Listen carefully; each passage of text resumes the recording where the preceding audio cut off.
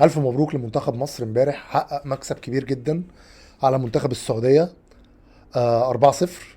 نتيجة تقيلة، والأتقل منها إن الماتش بيتلعب في السعودية. تحية كبيرة جدا جدا جدا للكابتن حسام حسن. احنا في ظهرك، احنا معاك. بما انك انت اللي سايق، احنا معاك واحنا في ظهرك. وسيبك من اي حد بيتكلم، وسيبك من اي انتقاد. لان احنا من زمان برضه هرجع واقول ما كناش بنشوف الاداء الكويس ده في المنتخب. فألف مبروك، وإن شاء الله نتمنى الماتش الجاي قدام أسبانيا يكون الأداء برضو مغاير، ونعمل نتيجة إيجابية إن شاء الله. كلنا عندنا ثقة في ربنا أولا، وفيك وفي اللعيبة إن شاء الله، على المستوى اللي احنا شفناه ده. طيب، هتكلم بقى في جزئية تخصنا، تخص الشعار ده. ايه بقى هي الجزئيه اللي تخصنا؟ لعيبه النادي الاهلي امبارح ظهرت باداء يعني اكتر من رائع.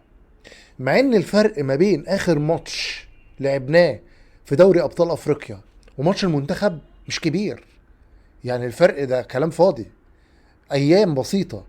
ولكن ظهرت اللعيبة امبارح مع الكابتن حسام حسن باداء هو الاروع. وهنا انا مش بتكلم على لعيبة النادي الاهلي بس، لا، المنتخب كل لعيبته لعبوا كويس، سواء كانت لعيبه الزمالك او لعيبه بيراميدز او اي لعيبه. كل اللعيبه لعبت كويس. ولكن عشان نكون منصفين، ومش بقول كده عشان اهلاوي، امبارح لعيبه النادي الاهلي كان شكلها يعني ملفت جدا جدا جدا للنظر. وبيتهيألي ده كان واضح قدام الدنيا كلها. احمد السيد زيزو اللي هو اصلا كل الناس حط عليه علامات استفهام وعلامات تعجب، الراجل امبارح عمل ماتش. انا وجهة نظري الشخصيه هو رجل المباراه. الراجل في اول 3 اهداف هو مساهم فيهم، مساهم في اول واحد والتاني والتالت هو اللي جايبه، هدف ولا اروع.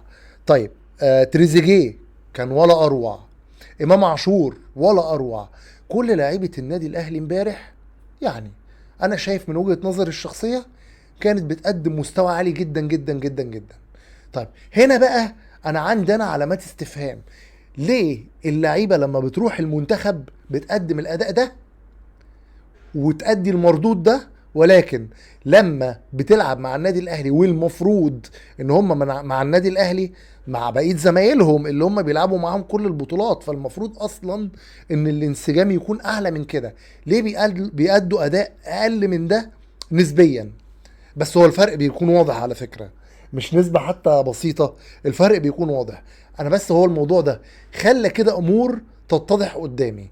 ايه بقى هي الامور اللي اتضحت؟ الموضوع موضوع فني بحت يا جماعة.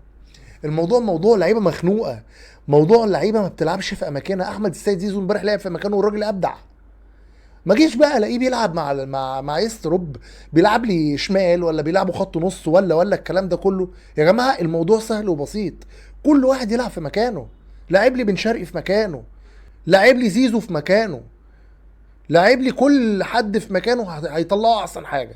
هتلاقي المكنه طلعت قماش والدنيا تمام وزي الفل. لكن مش هاجي الاقي بن شرقي بيلعب لي هنا وزيزو بيلعب لي هنا وتريزيجيه هنا وامام هنا.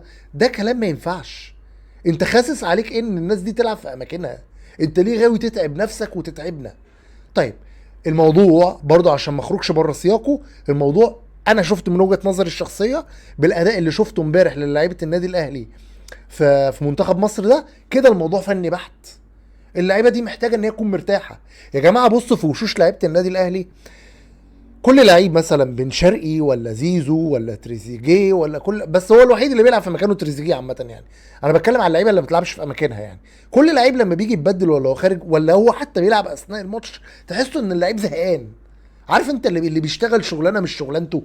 اللي هو انت مثلا جبت دكتور قلت له انزل ابني لي مشروع، انت مهندس النهارده وخليت المهندس دكتور، اللي هو بتقلب الدنيا وبتقلب الموازين. طب ايه الفكرة؟ انت مستني ايه؟ واحد بيديك في المكان ده 100%، بيديك 90%، مش 100%، ليه تنزله يديك 40%؟ يعني افهمها ليه؟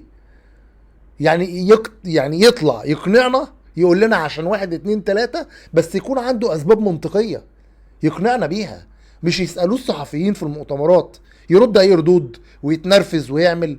هي ما بتمشيش كده برضه. اتمنى من ربنا الاداء ده نشوفه ثابت على طول وفي النادي الاهلي، واحنا في ظهر الاهلي دايما. جمهور النادي الاهلي في ظهر النادي الاهلي دايما.